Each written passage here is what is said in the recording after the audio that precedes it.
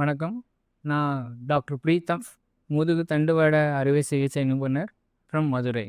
என்னைக்காவது ஒரு நாள் ஒரு சடன் பேக் பெயின், ஏதாவது ஒரு வேலை செய்யும்போது ஒரு பேக் பெயின் ஆகி, அது வந்து காலை பிடிச்சி ஒரு இழுக்கிற மாதிரி ஒரு ஃபீலிங் உங்களுக்கு வந்திருக்கா?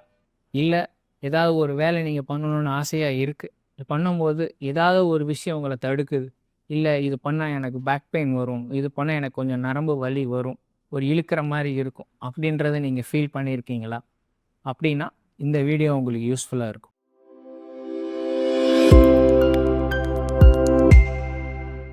இந்த மாதிரி ஒரு வலி இருக்கும்போது என்ன ஆகும் அப்படின்னா, உங்களோட ஏதாவது ஒரு வேலை கண்டினியூஸாக பண்ணும்போது, இல்லை கண்டினியூஸாக ரிப்பிட்டேட்டிவாக ஏதாவது ஒரு விஷயங்கள் நடந்து போகிறீங்க, ஏதாவது ஒரு குட்ஸ் தூக்குறீங்க, இல்லை ஒரு பேக் ஹெவியான பேக் தூக்குறீங்க, இல்லை கொஞ்சம் ரொம்ப ஸ்ட்ரெயின் பண்ணி வாக் பண்ணுறீங்க, இல்லை ஓடுறீங்க, இல்லை ஒரு குறிப்பிட்ட ஒரு விஷயத்த நீங்கள் வந்து உட்காந்து செய்கிறீங்க, ரொம்ப நேரம் உட்காந்து செய்யும்போது உங்களோட பேக் பெயின் ரொம்ப ஜாஸ்தி இருக்குது, அதோடு சேர்த்து கால் மதப்பும் வருது அப்படின்னா, இல்லை ஒரு மாதிரி ஒரு கூசுகிற உணர்வு இருக்குது அப்படின்னா, உங்களுக்கு நான் சொல்கிற விஷயங்களில் இந்த அளவுக்கு பாதிப்புகள் அடையலாம். ஒன்று, உங்களோட டிஸ்க் வீக்கத்தினால இந்த மாதிரி ப்ராப்ளம் வரலாம். இன்னொன்று, அந்த டிஸ்க் வந்து நீங்கள் ரிப்பெட்டிட்டிவாக அந்த அதே ஸ்ட்ரெயின் நீங்கள் பண்ணிக்கிட்டே இருக்கிறதுனால, ஒரு வேர் அண்ட் டேர்னால அந்த டிஸ்க்கு வந்து ஒரு டிஸ்க் ப்ரொலாப்ஸாக இருக்க வாய்ப்புகள் உண்டு. ஸோ இந்த டிஸ்க் ப்ரொலாப்ஸ் இருந்துச்சுன்னா, எல்லாருக்குமே டிஸ்க் ப்ரொலாப்ஸ் இருந்துச்சுன்னா இந்த சயாட்டிக்கா வருமா அப்படின்னா கிடையாது. டிஸ்க் ப்ரொலாப்ஸ் ஆகி அந்த டிஸ்க் வெளியில் வரும்போது அந்த நரம்பை அழுத்தும் போது தான் உங்களுக்கு அந்த சயாட்டிக்கா, அதாவது இந்த கால் இழுக்கிறது, இந்த ஒரு கால் இழுக்கிறது, இல்லை இந்த 2 கால் இழுக்கிற இந்த பிரச்சனைகள் வரும். ஸோ இந்த டிஸ்கோட தன்மையை பொறுத்து தான் இது எந்த ஸ்டேஜில் இருக்குன்றத நம்ம முடிவு பண்ணலாம். ஸோ இதே பிரச்சனையினால நிறைய பேர் இருக்கிறாங்க. ஏன்னா இன்றைக்கி இருக்கிற இந்த டே டு டே ஆக்டிவிட்டீஸ் நம்ம எல்லாருமே வந்து ஒரு சிட்டிங் ஜாபில் தான் இருக்கோம். ப்ளஸ் யாருமே வந்து அந்த ஃபுல் உடல் உழைப்பே அந்த ஒரு ஆக்குபேஷனாக இருக்கிறது ரொம்பவே கம்மி. ஏன்னா நிறைய சாஃப்ட்வேர் இன்ஜினியர்ஸ் வந்துட்டாங்க. நிறைய சிட்டிங் ஜாப் இந்த மாதிரி வந்ததுனால, இந்த கம்ப்யூட்டர் பிசி வந்ததுனால இந்த ப்ராப்ளமும் சேர்ந்து வர ஆரம்பிச்சிருச்சு. இது வந்து சிட்டிங் ஜாபில் மட்டும்தான் இந்த பிரச்சனை வருமானு கேட்டால் கிடையாது. ஏன்னா உங்களோட மெயின் ஆக்குபேஷனே சிட்டிங் ஜாபாக இருக்கும்போது, வீட்டில் ஏதாவது ஒரு சின்ன ஒரு பொருளை தூக்கி அங்கே இடத்துல வைக்கணும், இல்லை ஒரு ஒரு பெரிய ஒரு ஆப்ஜெக்டை தூக்கி வைக்கும்போது, நீங்கள் சடனாக ரொம்ப நேரம் உங்களோட மசில்ஸ் வந்து ஒரே ஸ்டிஃப்னஸாக இருக்கும்போது, உட்காந்துட்டு இருக்கும்போது ஆட்டோமேட்டிக்காக அது ஸ்டிஃப்னஸ் இன்ஆக்டிவ் ஃபேஸில் இருக்கும். நீங்கள் திடீர்னு ஒரு வேலையை ஒரு உங்கள் உடல் உழைப்போடு நீங்கள் பண்ணும்போது, உங்களோட பேக் ரொம்ப அந்த ஸ்டிஃப்னஸாக இருக்கிறது வந்து ஆட்டோமேட்டிக்காக அது வந்து அஃபெக்ட் ஆகி இந்த மாதிரி டிஸ்க் பல்ஜோ இல்லை அந்த டிஸ்க் ஸ்வெல்லிங்கோ இந்த மாதிரி வர வாய்ப்புகள் உண்டு.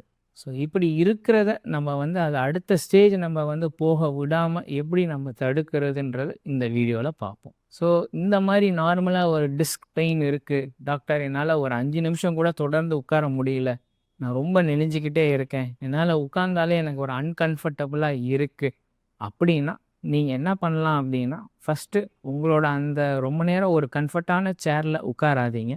ப்ளஸ் ஒரு நல்ல ஸ்ட்ரெயிட்டான ஒரு சேரில் ஒரு சாய்ஞ்சி ஒரு 90 டிகிரி உட்கார்ற மாதிரி இருக்கிற சேரில் உட்காருங்க. ஸோ அது பண்ணி எனக்கு வலி இருக்குது, நான் எப்போவுமே படுத்துக்கிட்டே இருக்கணும், ஆனால் படுத்தாலும் ரொம்ப நேரம் படுத்தாலும் எனக்கு திருப்பி இன்னொரு மாதிரி அதே மாதிரி வலி வருது அப்படின்னா, சீரியஸாக உங்களுக்கு கொஞ்சம் இஷ்யூஸ் இருக்குன்னு அர்த்தம். கண்டிப்பாக நீங்கள் ஸ்பைன் சர்ஜனை பார்க்குறது நல்லது. ப்ளஸ் ஏன் நான் இன்னும் ஸ்ட்ரெஸ் பண்ணி சொல்கிறேன் அப்படின்னா, உங்களால் வந்து ஒரு 5 மினிட்ஸ் ஒரு 2 மினிட்ஸ் கூட நேராக உங்களால் உட்கார முடியல அப்படின்னா என்ன காரணம்? உங்களோட அதோட மெக்கானிசம் என்ன அப்படின்னு பார்த்தீங்கன்னா, உங்களோட தலையோட வெயிட், உங்களோட அப்பர் பாடியோட வெயிட் எல்லாமே வந்து ஸ்பைன் வழியாக தான் உங்களோட அந்த வெயிட்லாம் டிரான்ஸ்மிட் ஆகி கீழே வழியாக போகுது. ஸோ அப்படி இருக்கும்போது உங்களோட அப்பர் பாடி வெயிட், அப்பர் உடம்போட வெயிட்டை வந்து அந்த ஸ்பைன் டிஸ்க் வழியாக தாங்க முடியாத போது தான் இந்த மாதிரி ஒரு சிவியர் பெயின் வருது. ஸோ இதை நம்ம ஆரம்பத்திலே சரி செஞ்சுக்கிறது ரொம்பவே நல்லது. ஏன்னா ஒரு சின்ன வீக்கத்துலேருந்து தான் ஆரம்பிக்கும்.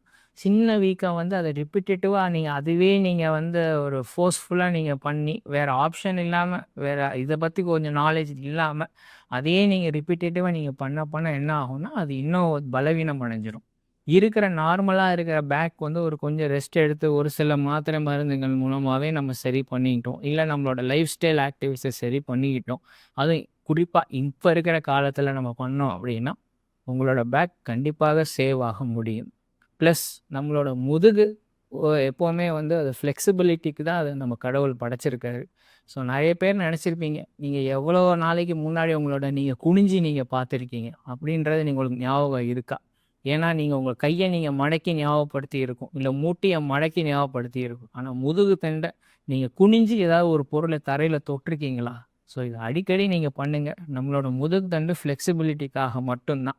ஸோ அதனால keep your bones flexible and joints flexible.